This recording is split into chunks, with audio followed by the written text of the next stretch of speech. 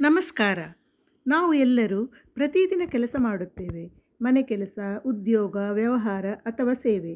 ಆದರೆ ಭಗವದ್ಗೀತೆಯು ನಮಗೆ ಕೇಳುತ್ತದೆ, ನೀನು ಆ ಕೆಲಸವನ್ನೇನು ಧೈರ್ಯದಿಂದ, ಶುದ್ಧ ಮನಸ್ಸಿನಿಂದ ಮಾಡುತ್ತೀಯಾ?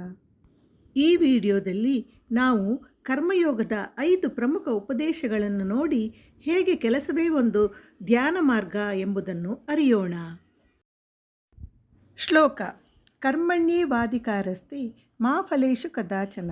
ವಿವರಣೆ: ನಿನಗೆ ಕರ್ಮ ಮಾಡುವ ಹಕ್ಕು ಇದೆ, ಆದರೆ ಫಲದ ಮೇಲೆ ಹಕ್ಕಿಲ್ಲ. ಫಲದ ಆಸೆಯಿಂದ ಕೆಲಸ ಮಾಡುವುದಲ್ಲ, ಕೆಲಸದಿಂದಲೇ ಸಂತೋಷ ಪಡೆಯುವುದು.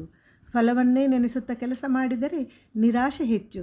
ಶ್ರದ್ಧೆಯಿಂದ ಕೆಲಸ ಮಾಡಿ ಸಾಕು. ಸಮತ್ವ ಯೋಗ: ಯಶಸ್ಸು ವಿಫಲತೆ ಸಮಾನವಾಗಿ ನೋಡಿ. ಶ್ಲೋಕ: ಸಿದ್ಧ್ಯಸಿದ್ಧ್ಯೋ ಸಮೋ ಭೂತ್ವಾ ಸಮತ್ವಂ ಯೋಗ ಉಚ್ಯತೆ. ವಿವರಣೆ: ಯಶಸ್ಸು ಮತ್ತು ವಿಫಲತೆಯಲ್ಲಿ ಸಮಭಾವ ಇಟ್ಟುಕೊಳ್ಳುವುದು ಯೋಗವಾಗಿದೆ. ಜೀವನದಲ್ಲಿ ಏನೇ ಆಗಲಿ ನಿಗದಿತ ಮನಸ್ಸು ಉಳಿಸಿಕೊಳ್ಳುವುದು ಶ್ರೇಷ್ಠ. ಶ್ಲೋಕ: ಯತ್ಕರೋಷಿ ಯದಾಸ್ನಾಸಿ ಯಜ್ಜುಹೋಷಿ ದದಾಸಿ ಯತ್ ತತ್ ಕುರುಷ್ಟ ಮದದರ್ಪಣಂ. ವಿವರಣೆ: ನೀನು ಮಾಡುವ ಪ್ರತಿಯೊಂದು ಕರ್ಮವನ್ನು ದೇವರಿಗೆ ಅರ್ಪಿಸಿ ಮಾಡು. ಕೆಲಸವನ್ನು ಪೂಜೆಯಂತೆ ಮಾಡಿದಾಗ ಅದು ನಿಷ್ಕಾಮ ಕರ್ಮವಾಗುತ್ತದೆ. 4. ನಿಷ್ಠೆಯಿಂದ ಕೆಲಸ ಮಾಡು. ಎಲ್ಲ ಕರ್ಮ ಪವಿತ್ರ. ಶ್ಲೋಕ: ಯೋಗಃ ಕರ್ಮಸು ಕೌಶಲ್ಯಂ. ವಿವರಣೆ: ಯೋಗ ಎಂದರೆ ಕರ್ಮದಲ್ಲಿ ನೈಪುಣ್ಯತೆ ಮತ್ತು ನಿಷ್ಠೆ. ಯಾವುದೇ ಕೆಲಸ ಮಾಡಿದರೂ ಅದನ್ನು ಶ್ರದ್ಧೆಯಿಂದ ಮಾಡಿದರೆ ಅದು ಯೋಗವಾಗುತ್ತದೆ.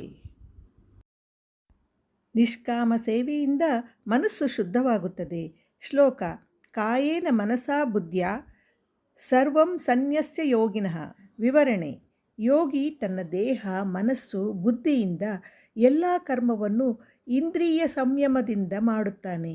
ಸೇವಾ ಭಾವದಿಂದ ಮಾಡಿದ ಕೆಲಸ ನಮಗೆ ಆತ್ಮಶುದ್ಧಿ ನೀಡುತ್ತದೆ. ಈ ಗೀತೆಯ 5 ಕರ್ಮಯೋಗ ಉಪದೇಶಗಳು ನಾವು ಪ್ರತಿದಿನ ಮಾಡುವ ಕೆಲಸವನ್ನು ಧ್ಯಾನ, ಭಕ್ತಿ, ಶಾಂತಿಯ ಮಾರ್ಗವನ್ನಾಗಿ ಮಾಡುತ್ತವೆ. ನೀವು ಯಾವ ಉಪದೇಶವನ್ನು ನಿಮ್ಮ ಜೀವನದಲ್ಲಿ ಅನುಸರಿಸುತ್ತೀರಿ? ಕಾಮೆಂಟ್ ಮಾಡಿ ತಿಳಿಸಿ. ಈ ವಿಡಿಯೋ ಇಷ್ಟವಾದರೆ ಲೈಕ್ ಮಾಡಿ, ಶೇರ್ ಮಾಡಿ ಮತ್ತು ನಮ್ಮ ಚಾನಲ್ಗೆ ಸಬ್ಸ್ಕ್ರೈಬ್ ಮಾಡಿ. ಧನ್ಯವಾದಗಳು. ನಿಮ್ಮ ಪ್ರತಿಯೊಂದು ಕೆಲಸ ಗೀತೆಯಂತೆ ಶುದ್ಧವಾಗಿರಲಿ.